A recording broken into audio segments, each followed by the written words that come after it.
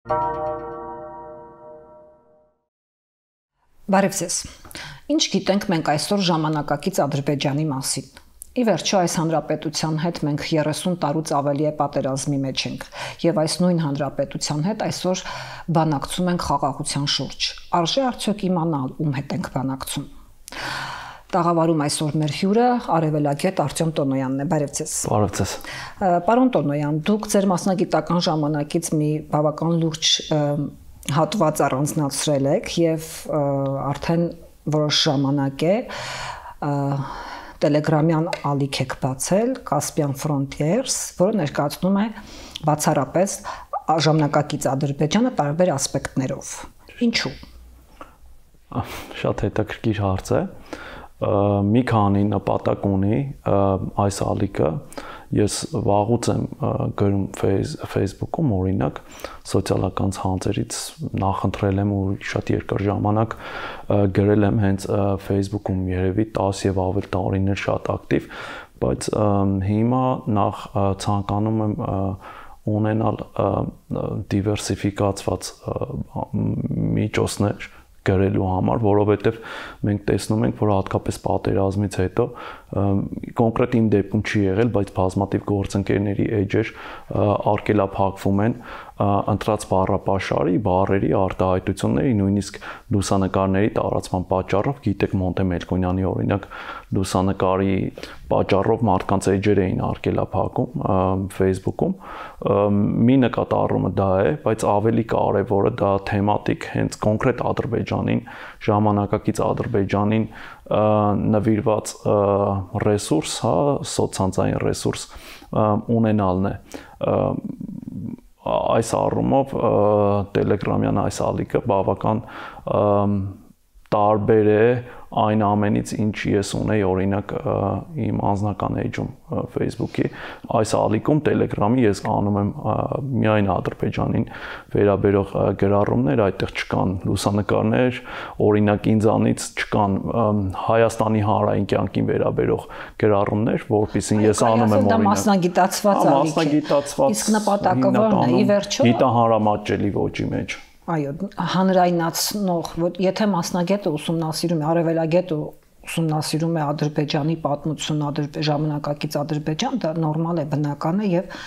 անգամ խրախուսելի է։ Հանրայնացումը արդեն երկրորդ գործողությունն է, որը փաստորեն դուք նույնպես կարևորում եք։ Ինչու ձեր կարծիքով հայ հասարակությունը պիտի իմանա ինչ է կատարվում, ենթադրենք այսօր Ադրբեջանի դպրոցներում կամ որևէ գյուղի, որևէ մշակութային կառույցում եւ այլն։ Պատճառները էլի մի քանիսն են, բայց հիմնականը, որ հատկապես պատերազմից հետո ստեղծված իրականության մեջ նկատելի է եւ հանգիստ կարելի է իրականում դա տեսնել, որ կարիք կա մեր հասարակությանը ներկայացնել իրական Ադրբեջանը։ Մենք հաճախ հայտնվում ենք մի ծայրահեղությունից մյուս ծայրահեղության մեջ։ Ես խոսեմ վերջին, այսինքն երկրորդ ծայրահեղության մասին, երբ որ մեր հասարակությանը քարոզվում է, որ Ադրբեջանի հետ հնարավոր է խաղաղություն, ներկայացվում է Ադրբեջանը դրական ինչ-որ գույների մեջ, հարևան է, կարելի է ուրեմն եւ հետեւաբար նաեւ անհրաժեշտ է հարևանի հետ ունենալ լավ հարաբերություններ, դա ներկայացվում է ոչ թե որպես ընդ որում ցանկություն, այլ որ իրականություն, այսինքն դա հնարավոր բան է, շատ մեծ հավանականություն կա, որ դա տեղի կունենա, մեզանից է կախված, այսինքն դրա չլինելը, այսօր դրա բացակայությունը ներկայացվում է ոչ թե որ դա չի եղել հնարավոր եւ հնարավոր չէ Ադրբեջանի քաղաքական վերնախավի տասնամյակներ շարունակ ընդունած դիրքորոշման վարած քաղաքականության, որը ի դեպ այսօր էլ շարունակվում է դրա պատճառով, այլ որ մենք ենք մեղավորը, հայաստանյան հասարակությունը, հայ ժողովուրդը թիրախավորվում է որպես խաղաղության բացակայության գլխավոր մեղավոր։ Ահա սա է նաև հիմնական պատճառը, որ ես ցանկանում եմ ցույց տալ Ադրբեջանը ինչպիսին է, իշքանով է այդ պետությունը եւ հասարակությունը պատրաստ օրինակ խաղաղության եւ ընդհանրապես թե ինչ է իրենից ներկայացնում Ադրբեջանը։ Դպրոցների իշքանով է պատրաստ ձեր կարծիքով, ձեր մասնագիտական կարծիքով։ Պատրաստ չէ Ադրբեջանը խաղաղության, ընդ որում պատրաստ չէ ոչ միայն քաղաքական վերնախավը, այլ նաեւ հասարակությունը եւ բայց մեկ ամենակարևորը եւ ամենագլխավորը, որը պիտի լինի մեր հանրության ուշադրության կենտրոնում, դա հենց Ադրբեջանի իշխող քաղաքական վերնախավի մոտեցումն է այս խնդրի նկատմամբ եւ այդ վերնախավն է, որ ձևավորում է նաեւ իր հանրության համապատասխան տրամադրությունները եւ դիրքորոշումները այս խնդրի շուրջ եւ օրինակ ձեր կարծիքով այս պահին Ադրբեջանի քաղաքական վերնախավը Հայաստանի հետ հարաբերությունների հարցում ինչ տրամադրություն է ձևավորում իր հասարակության մեջ Էլի հա այս հարցի շուրջ մենք նաև հոդված ենք տպագրել վերջերս, որտեղ ցույց ենք տալիս, թե ինչու հնարավոր չի խաղաղություն, բայց փորձեմ պատասխանել Ադրբեջանի ինքնության մեջ, ադրբեջանական ինքնության կերտվող ինքը դեռ այսպես կոչված բյուրեղացված ինքնություն չէ, բայց այնուամենայնիվ իրենք փորձում են կերտել այդ ինքնությունը ադրբեջանցին որպես ժողովուրդ, որպես էթնիկական միավոր, այսպես կոչված, այդտեղ շատ մեծ նշանակություն ունի հակահայկականությունը եւ թշնամու կերպարը, այս թշնամին կերպավորված է հայի մեջ, հայը ներկայանում է որպես հիմնական եւ կենտրոնական թշնամի, խաղաղության ցանկացած բանաձև խարխլելու է այդ կարևոր կառուցարկումը հայը որպես թշնամի իսկ դա կարևոր է իրենց համար, որովհետև ասեմ այսպես, նաև ազգակերտման process-ը ավարտված չի Ադրբեջանում, սրա մասին էլի ենք խոսել եւ քննարկել, նաև այդ գործընթացը հաջող ավարտին հասցնելու եւ հաջող արդյունք ստանալու համար է պետք Ադրբեջանին, որ չլինի կայուն խաղաղություն եւ հետեւաբար լինի նաեւ կոնֆլիկտային, պահպանվի կոնֆլիկտային իրավիճակը Հայաստանի հետ եւ հայ ժողովրդի հետ։ Առաջացած վակումը, ասեմ այսպես, երբ որ Ալիևը հայտարարում է, որ ավարտվել է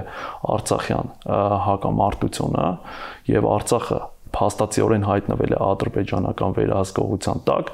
իրենք ունեն բաց տարածություն ինքնության եւ ազգակերտման գործընթացների հետ կապված, որը կարիք ունեն լցնելու նոր բովանդակությամբ։ Հա, ուրեմն ադրբեջանական ժամանակակից ադրբեջանցու ինքնության մեջ կարևոր տեղ ուներ Լեռնային Ղարաբաղի հակամարտությունը, հա, Լեռնային Ղարաբաղի կոնֆլիկտային տարածք լինելը եւ թշնամու կերպարը իդեմս հայերի, որոնց հետ էր իրենց պայքարը հանուն իրենց բառապաշարով հիմա ասեմ Լեռնային Ղարաբաղի ազատագրության, երբ որ հիմա չկա իրենց նախագահի հայտարարություններով նաև անհրաժեշտ է պայքարի նոր տարածք եւ ավանդական թշնամու կերպարի պահպանման խնդրի լուծում։ Դրա համար իրենք բերում են նոր խոսույթ Հայաստանի Հանրապետությունը որպես պատմական Ադրբեջան կամ արևմտյան Ադրբեջան, հա,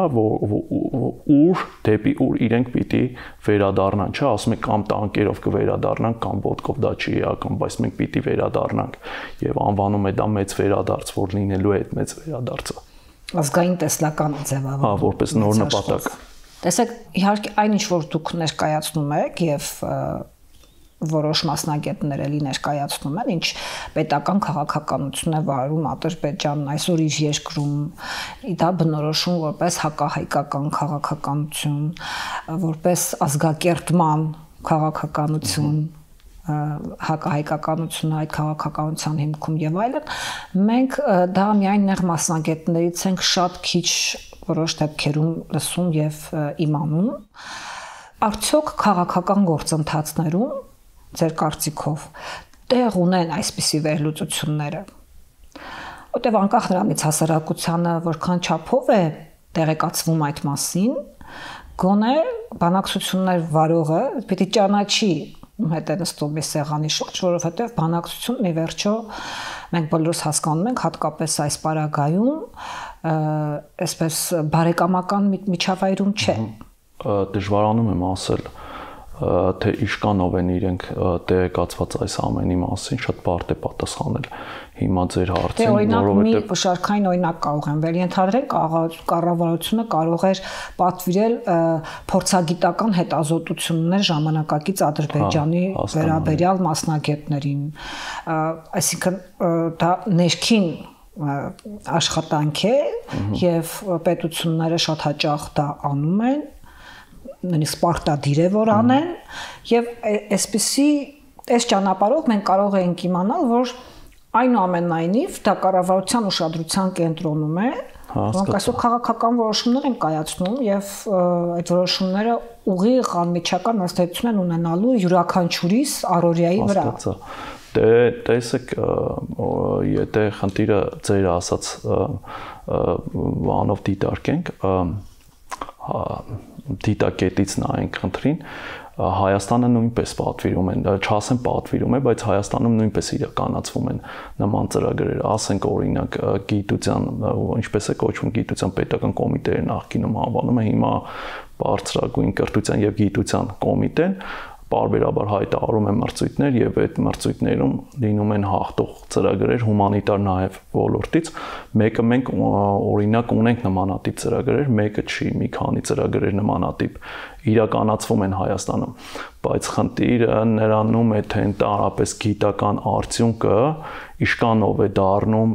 պրակտիկ քաղաքականության մաս, որովհետև ամենապարզ օրինակը ասեմ, օրինակ առաջադրանքները, որոնք ունենում են գիտական խմբերը հիմա գոնե գիտական քաղաքականության այսօրվա առաջնահերթությունների սահմաններում, օրինակ միջազգային ամսագրերում հոդվածների տպագրությունն է։ Հիմա հոդվածները, որոնք տպագրվում են միջազգային ամսագրերում, իշկանով են հայտնվում Հայաստանում իշխող քաղաքական էլիտայի սեղանին եւ իշկանով է նրանք ծանոթանում այդ հոդվածների հետ եւ իշկանով են այդ հոդվածները դարձնում մաս իրենց պրակտիկ քաղաքականության մեջ, ես չունեմ այդ հարցի պատասխանը։ Հիմա երբ որ ասում եմ օրինակ մենք տպագրել ենք հոդված 1 ամիս առաջ կամ մի քիչ գուցե ավելի եւ ելի կան խմբեր Հայաստանում շատ ակտիվ տպագրում են միջազգային ամսագրերում հոդվածներ անգլերենով Ադրբեջանի մասին, Ադրբեջանի արտաքին քաղաքականության մասին, Հայաստանի դեմ Ադրբեջանի արտաքին քաղաքականության սահմանումների մասին, առանձնահատկությունների մասին բավական արժեքավոր հոդվածներ են տպվում հայաստանցի հեղինակների կողմից միջազգային ամսագրերում, բայց իշկանով են այդ հոդվածները դառնում ուրեմն քաղաքական վերնախավի իշխողների համար օգտագործվող կամ կիրառելի, ես չունեմ այդ հարցի պատասխանը։ Օրինակը մնաց կիսատ, ես որ ասեցի մենք տպագրել ենք օրինակ հոդված, որտեղ ցույց ենք տալիս անհնարինությունը այդ խաղաղության Ադրբեջանի քաղաքական վերնախավը խաղաղությունը իր գիտակցության մեջ սահմանել է որպես սպառնալիք, Հայաստանի հետ խաղաղությունը սահմանում է որպես սպառնալիք։ Ի տարբերություն Հայաստանի քաղաքական վերնախավի, որը ասում է, որ մեզ համար էգզիստենցիալ խնդիր է Ադրբեջանի հետ խաղաղության հասնելը, գոյաբանական խնդիր է, ասեմ այսպես, ճիշտ հակառակը իրենց մոտ է, այսինքն իրենց մոտ Ալիևի եւ իր շրջապատի մոտ էգզիստենցիալ խնդիր է Հայաստանի հետ խաղաղություն թույլ չտալը, հայ ժողովրդի հետ խաղաղություն, խաղաղ համակեցություն չթույլատրելը, դա դարձնելը անհնար։ Ուրեմն հետեւաբար շատ կոնկրետ դիամետրիկ հակառակ պատկերացումներ ունեն երկու երկրների վերնախավերը կամ իշխողները այս հարցի շուրջ։ Հիմա օրինակ դրա մասին տպագրվել է հոդված, որտեղ ոչ թե ցույց է տրվել, թե ինչ պատկերացումներ ունեն Հայաստանի իշխողները, այլ թե ինչպես են տեսնում այդ խնդիրը Ադրբեջանում իշխողները, Ադրբեջանում այսօր իշխանությունը իրենց ձեռքում պահողները եւ թե այդ վախերը այդ վախերը, գոյաբանական վախերը, որտեղից են սնուցվում, որն է պատճառը, որ իրենք Հայաստանի հետ, հայ ժողովրդի հետ խաղաղությունը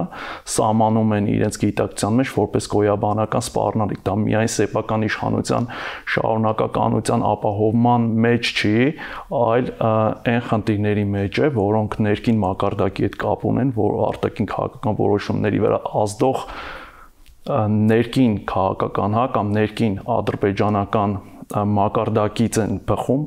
ինքնության հետ են կապված, նույն ազգակերտման գործընթացի հետ են կապված եւ հետեւաբար նաեւ դրանց ճանաչելն է մեզ համար չափազանց կարեւոր։ Հիմա իշքանով է օրինակ նույն այդ գիտելիքը կամ հոդվածը որտեղ ամփոփված է կամ տեղ է գտել այս ամենի վերլուծությունը դառնում հասանելի կամ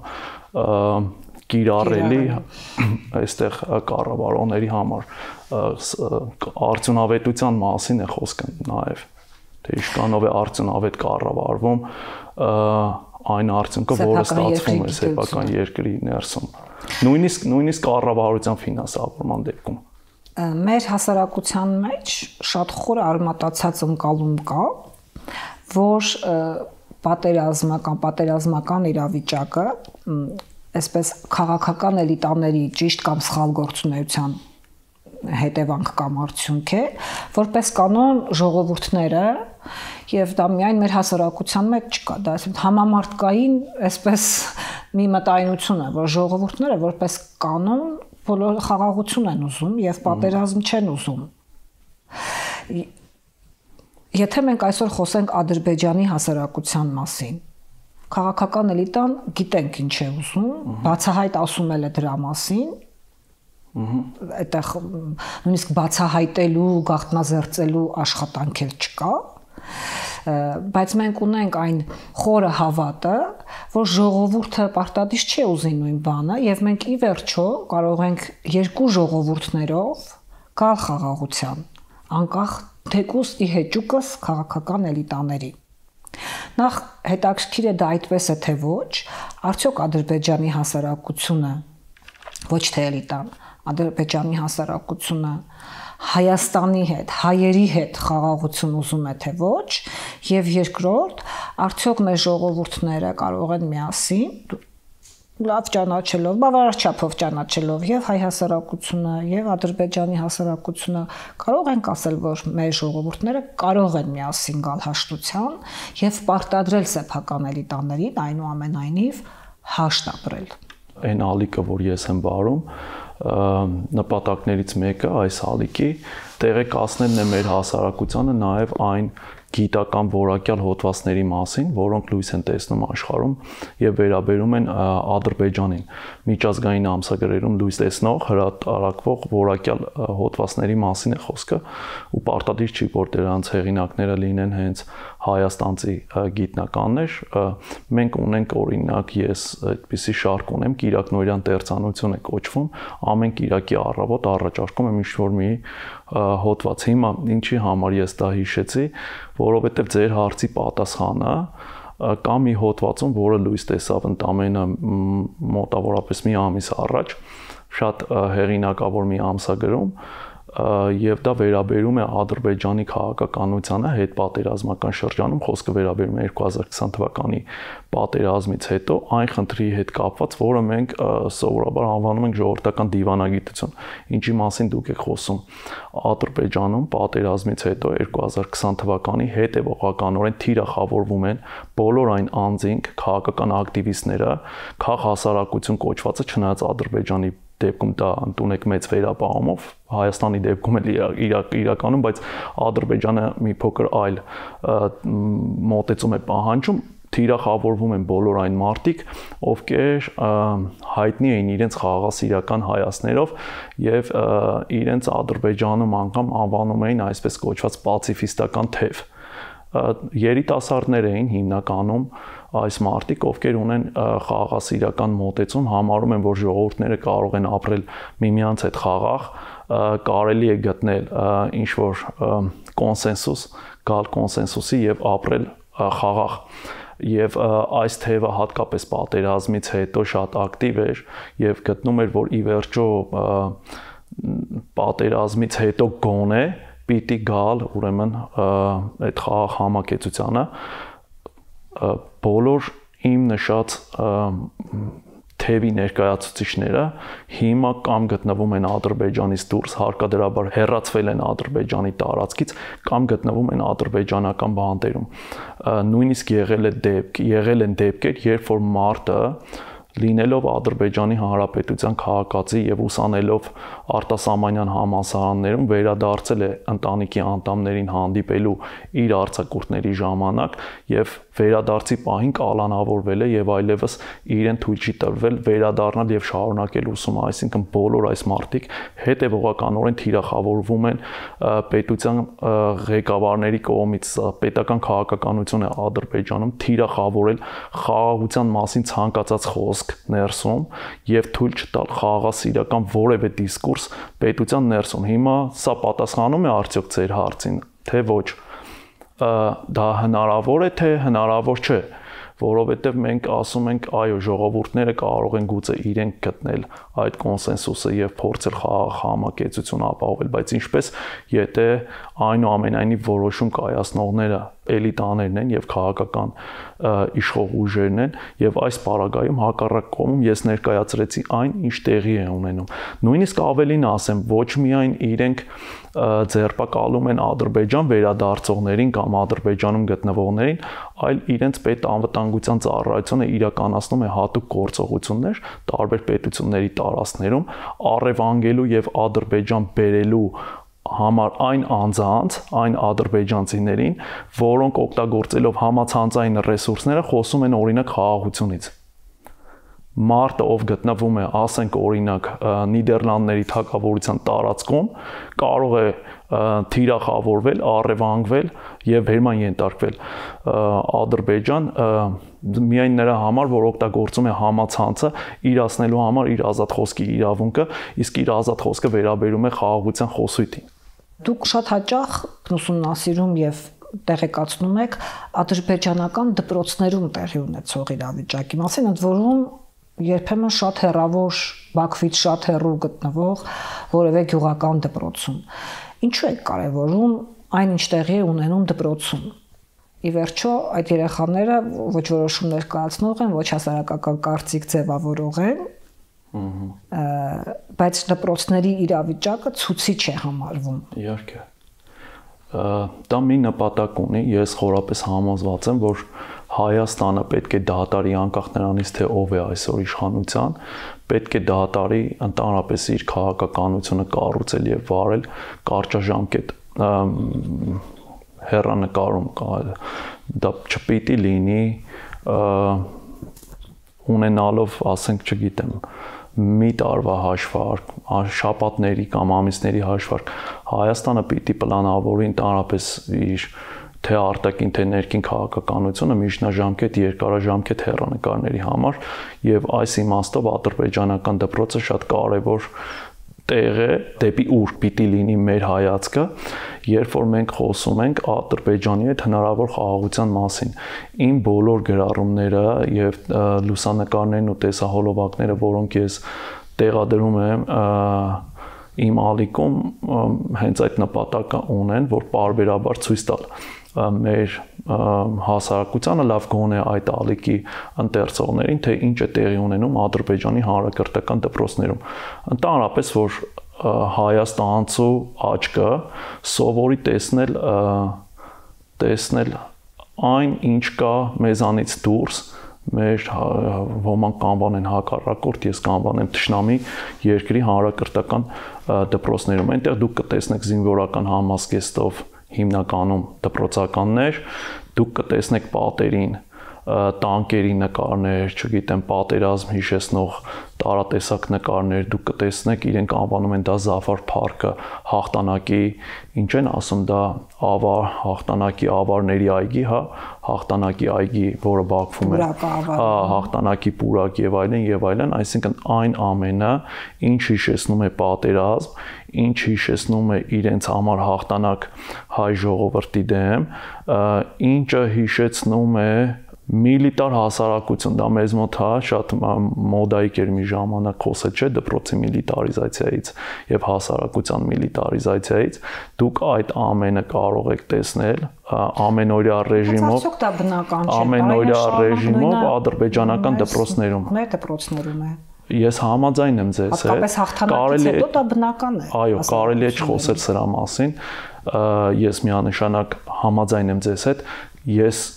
երևի թե չէի խոսի սրա մասին եւ ընդհանրապես կհամարեի անիմաստ սրա մասին գրել, եթե Հայաստանի իշխող քաղաքական ուժը այսքան չխոսեր խաղաղության հնարավորության մասին, որովհետեւ մեր հասարակության մոտ ձևավորվում է մի այնպիսի տպավորություն, որ դիմացինը ամեն ինչով պատրաստ է խաղաղության, դիմացինը ուզում է խաղաղություն, բայց խաղաղություն չկա, որովհետև մենք ենք մեղավորը։ Որովհետև ուրեմն մենք բավարար չափով չենք աշխատում, որ խաղաղություն լինի, եւ ուրեմն ես համարում եմ, որ մեր հանրությունը, օրինակ, կարիք ունի պարբերաբար նայելու տեսնելու թե ինչ է կատարվում ադրբեջանական դպրոցներում, դա խաղաղության պատրաստվող հասարակություն չի, դա իր ժողովրդին խաղաղ համակեցության պատրաստող քաղաքական ղեկավարություն չի, ում հետ կարելի է խոսել խաղաղության մասին եւ դա համարել հավանական։ Իհարկե կարելի է խոսել խաղաղության մասին, կարելի է գնալ միջազգային տարբեր հարթակներում քննարկումների, դա վերաբերում է պատգամավորներին, վերաբերում է կառավարության անդամներին եւ Հայաստանը ներկայացնել, որ այո, Հայաստանը դեմ չէ խաղաղությանը, Հայաստանը գործադրում է համապատասխան ջանքեր խաղաղության հասնելու համար, գուցե դա շատ բնական է միջազգային դիվանագիտության տեսակետից եթե նայես, ոչ ոք չի գնալու եւ հայտարարի, որ Հայաստանը պատերազմ է ուզում կամ պատրաստվում է պատերազմի, բայց վատ է, երբ մեր հասարակությունն է հայտնվում ծուղակի մեջ, որովհետև մի բան է, երբ որ դու դա անում ես միջազգային հարթակներում, մի բան է, երբ որ դու դա ներկայացնում ես շատ իրատեսական եւ հնարավոր ինչ-որ մի հեռանկար սեփական հասարակության համար, սեփական հասարակության մոտ, դա ձևավորում է կեղծ ակնկալիքներ, վտանգավոր ակնկալիքներ, դա միտում ունի բտացնելու մեր հասարակության զգոնությունը եւ ընդհանրապես թշնամուն ճանաչելու անհրաժեշտությունն է նաեւ բտացնում։ Իրենք սկսում են նայել թշնամի պետությանը այն նույն հայացքով, որով փորձում են իրենց ներկայացնել մեր իշխող քաղաքական ուժը։ Ընդհանրապես ոչ միայն իշխող քաղաքական ուժի մասին է, տպավորություն է, որ մենք մեր կարծիքը Ադրբեջանի մասին, հայ հասարակությունը, Հայաստանի Հանրապետության քաղաքացին, անհատը իր կարծիքը Ադրբեջանի մասին ձևավորում է ըստ այն գնահատականի եւ այն վերաբերմունքի, որը ունի իր սեփական քաղաքական գործի նկատմամբ, այսինքն եթե որևէ մեկը համակրում է X քաղաքական գործին, X քաղաքական գործիչը համարում է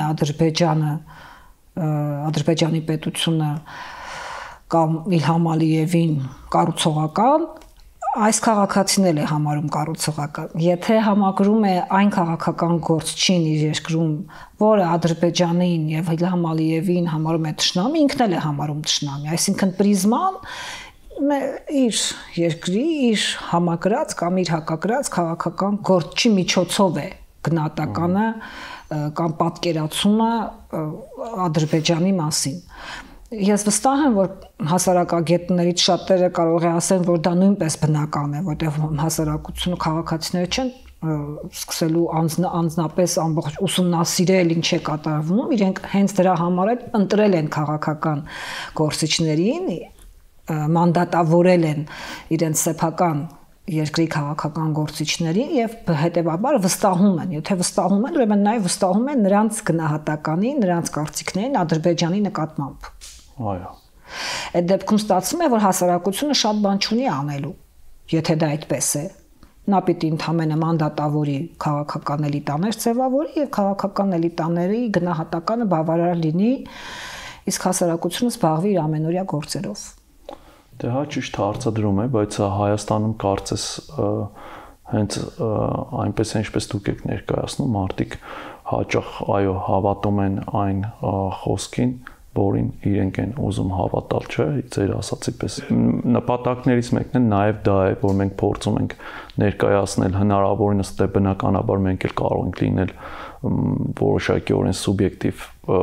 այնուամենայնիվ օբյեկտիվ իրականությանը հնարավորին մոտ պատկեր, մեր հետազոտություններն էլ են միտված դրան, այնքանով իշկանով չգիտեմ, ստացվում են եւ խոսքը ոչ միայն մեր խմբերի մասին է հետազոտական, այլ ընդհանրապես Հայաստանում աշխատող, այդ թվում, ինչպես նշեցի, նույն բարձրագույն կրթության եւ գիտության կոմիտեի կողմից ֆինանսավորվող թեմատիկ տարբեր ծրագրերի շրջանակներում աշխատող խմբերի մասին է, կարողանալ ցույց տալ այն օբյեկտիվ իրականությունը, որ գոյություն ունի մեզանից դուրս, այսինքն անկախ նրանից, թե դու ում ես համակրում, ինչ քաղաքական հայացքներ ունես եւ այլն, այսինքն կարողանալ ցույց տալ հնարավորին օբյեկտիվ իրականություն, այսինքն այս իմաստով կա գոնե այլընտրանք, օրինակ նույն է տալիքի նպատակներից մեկը նաեւ կարողանալ առաջարկել այլընտրանք այն իմաստով, որ կարելի է ուղղակի մտնել եւ ծանոթանալ, կարդալ ինչ-որ բաներ, բնականաբար մի հոգին ներկայացնում է այնքանով իշկանով ինքն է կարողանում գոնե գտնել վերլուծություններ, որոնք կառուցված չեն միայն քաղաքական իրավիճակի թելադրանքով։ Մեծ հաշվով այնինչ մենք ենք կերում, էլի կապ ունի քաղաքականության հետ, բնականաբար թեկուս հենց այն նպատակը, որ սահմանում ենք, նպատակը ճանաչել հնարավորինս օբյեկտիվորեն այդ պետությունը, նորից միտված է բարձրացնելու մարդկանց ճանաչողությունը եւ քաղաքական գիտակցություն չասենք, բայց համենայն դեպս ճանաչողության մակարդակը, թշնամի պետության ճանաչելու մակարդակը, հենց միայն դա կօգնի օրինակ չհայտնվել այն ծուղակի մեջ, որի մեջ փորձում են ներքաշել մեր հանրությանը։ Հասկանում եք, պարտված հանրությանը շատ ավելի հեշտ է պահել ներքաշել նմանատիպ ծուղակների մեջ եւ դա ոչ թե ինչ որ մեծ հունար է պահանջում, ոչ մի հունար չի պահանջվում, պարտված հասարակությանը շատ ավելի հեշտ է նմանատիպ ստերով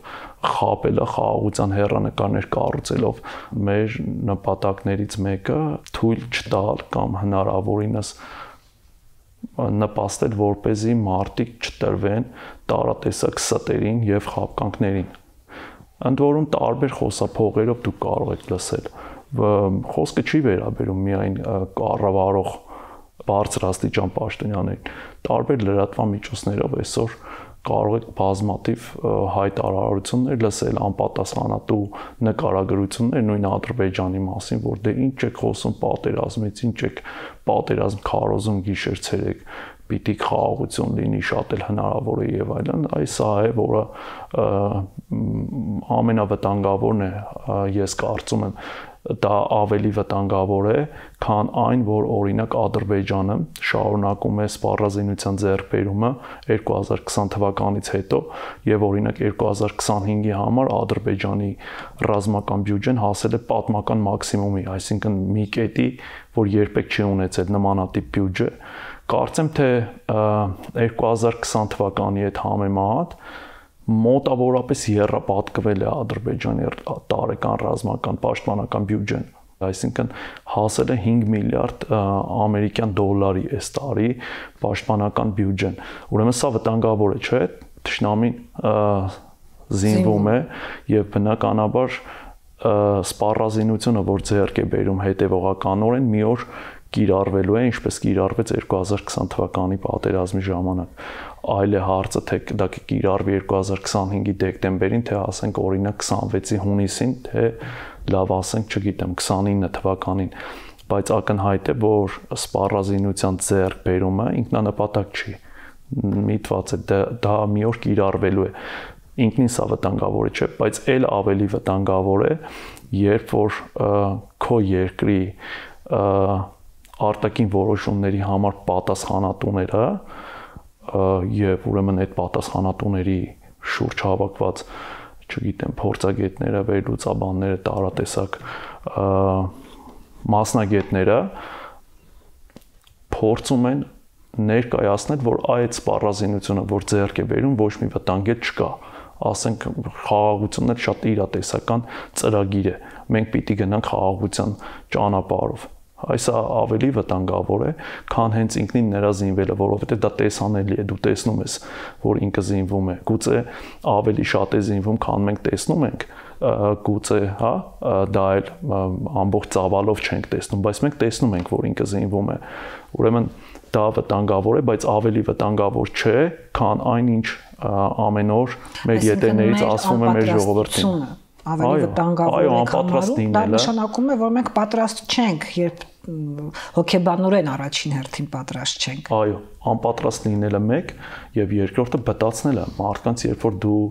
կերակրում ես խաղաղության հեռանկարով, խաղաղության հնարավորությամբ, դա բերում է բտացման հասարակության, որ ասում են դե, ասենք, չգիտեմ, ոչ մի վտանգ էլ չկա։ Բանը ով էլ որ հանկարծ խոսում է, չէ, հատկապես 20 թվականի պատերազմից հետո էր դա շատ ես հիշում եմ, որ ինչ էին անվանում, այդպիսի մի բան կար, չէ, որ մարդիկ խոսում էին, որ օրինակ ասենք, չգիտեմ, թշնամին եկել է Սև լճի ափին է նստել կամ այն մի տեղում է նստել կամ այս ուղղությամբ է առաջ եկել, չէ, մարդիկ գրում էին, ես հիշում եմ, այդպիսի մի տերմին էր պատտվում, սոցիալական ցանցերում էր շատ նկատվում մամուլում էր նկատվում, ասում էին տեղեկատվական տերոր, չէ, տեղեկատվական ահաբեկչություն։ Իբր ինչ որ մարդիկ, ինչ որ խմբակներ ահաբեկում են մեր ժողովրդին, ոչ մի բան էլ չկա։ Չէ, գնում էին նույնիսկ հատուկ ռեպորտաժներ էին պատրաստում գյուղերում, որ գյուղապետը խոսի, ասի, դե չէ, կերակոցներ չկա, մի երկու հատ կերակել էին, բայց բան չկա, ոչ մի բան էլ չի եղել։ Այս օրերին էլ չէ, կարծեմ էլի նույն կերակոցները կա, բայց ամեն կերպ փորձվում է, փորձ է արվում ինչ անել, լղոզել, չէ, ասել դե օդն են կերակել, բաների վրա չեն կերակել, տների վրա չեն կերակել եւ այլն։ Հիմա ինքնին կերակոցը վատ բան է, չէ, երբ որ կերակում է, մի քանի նպատակ է, չէ, հետապնդում, մեկը որ նախ եւ առաջ ահաբեկում է տեղի բնակչությանը, նպատակ ունի հայաթափելու նույն գյուղը մարդը իշքան է շարունակելու մնալ նմանատիպ կերակոցի տակ, ինքնին դա վտանգավոր է, բայց ել ավելի վտանգավոր է, երբ որ քո պետությունը ներկայացնողները հայտարարում են, որ դե ասենք, չգիտեմ, օդն են կերակել, պետք չի մեծ բան դարձնել դա ավելի վտանգավոր է։ Այսինքն, եթե ամփոփեմ զրույցը, կարող եմ արդյոք ասել, որ ինչ որ առումով օգնել հասարակությանը ճանաչել ժամանակակից Ադրբեջանը, ինչ որ դուք անում եք ձեր մասնագիտական ներուժի եւ մեդիագործիքների համատեղությամբ, ձեզ համար գոնե նշանակում է ստեղծել ապաստարան։ Ստեղծել, այո, հնարավորություն մարդկանց եւ նաեւ ինձ համար ինձ էլ հետաքրքիր է, որովհետեւ օրինակ ալիքը վարելը ինձ ստիպում է բարբերաբար ուշադիր լինել եւ շարունակել հետեւել Ադրբեջանի։ Գիտեք, լինում է այդպես, օրինակ 20 թվականի պատերազմից հետո հատկապես իմ մոտ անձամբ իմ օրինակով եմ ասում, գուցե մյուսների մոտ էլ է եղել, որ դու չես ուզում ընդհանրապես այլևս հետևել, թե ինչ է տեղի ունենում։ Լեզուն գիտես, քո համար ասենք դա եղել է առօրյա, չէ, սկրոլ անելը եւ այլն, օրինակ իրենց լրատվամիջոցները, իրենց հեռուստատեսությունն ես նայում, բայց պատերազմից հետո հոգեբանական է երևի դա, որ դու խուսափում ես այլևս նայել եւ լսել եւ սկսում ես ինչ-որ մի ժամանակ հետո կտրվել նույն այդ իրականությունից, բայց որի ճանաչելը անհրաժեշտություն է, միայն գիտական հոդվածներ կարդալը բավարար չէ։ Այդպես կարելի է բնորոշել մեր հասարակական վիճակը, ինչ մասին դուք խոսում եք։ Շատ նման է, չէ, խուսափել իրականությունը ճանաչելու, տրավմատիկ շոկ է։ Բնական է, բանական չէ, բարդ բայց բնական է։ Հիմա այդ ալիքը օրինակ ինձ ստիպում է, որ ես իշքան էլ խուսափեմ իրենց հեռուստաալիքները դիտելուց կամ մամուլը կարդալուց, գոնե իմ արժև դրած այդ նպատակին, որ ավելի իմ հնարավորության սահմանում